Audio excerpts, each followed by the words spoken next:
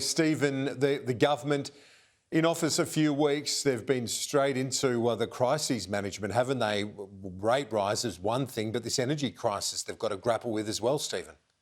Well, that's right. I mean, they've had a foreign policy crisis with the Chinese attempting to, establish a defence pact with 10 nations in the South Pacific. They've had the interest rate increases. They've had energy prices out of control on the spot market, and companies that are talking about having to close down. I was talking with a company that has 200 employees in and around Newcastle. They've got their gas contract comes up on the 1st of January, and they move off a fixed price onto the spot market. They are faced with closing down. That is the severity of the problem here. And then obviously we've got falling real wages and a wage case coming up. So there's certainly plenty on their plate.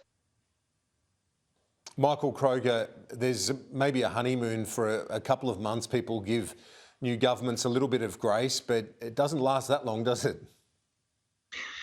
No, not in a crisis. They expect the government to fix it. And one of the problems of the pandemic has been, Kieran, that people believe now the government can fix everything, principally with a cheque.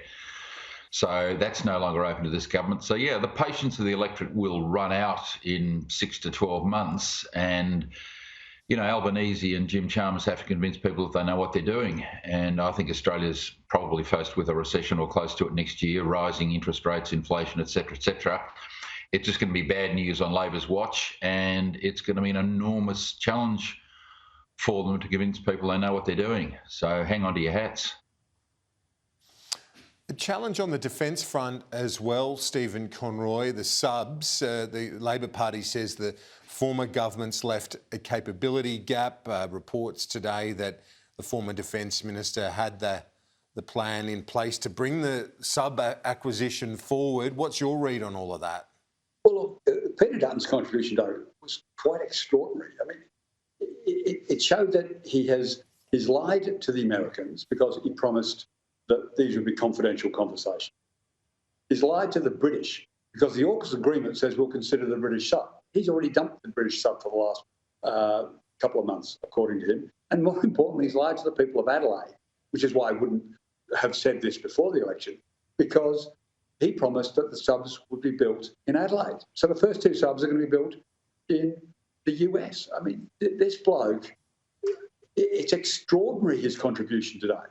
I mean, lie after lie after lie. And the best one was he announced that the Collins, or the son of Collins, if that's what was to happen, would be easily detectable going forward. I mean, the son of Collins would be based on the current Collins. So if the son of Collins is going to be more easily detectable, then the Collins submarines we currently use, which he's planning to keep using into the 2040s, are detectable. I mean, his arguments had so many holes that it was just embarrassing. I suggest that he actually abides by the confidentiality and national security agreement, which he signed, saying, I won't talk about it.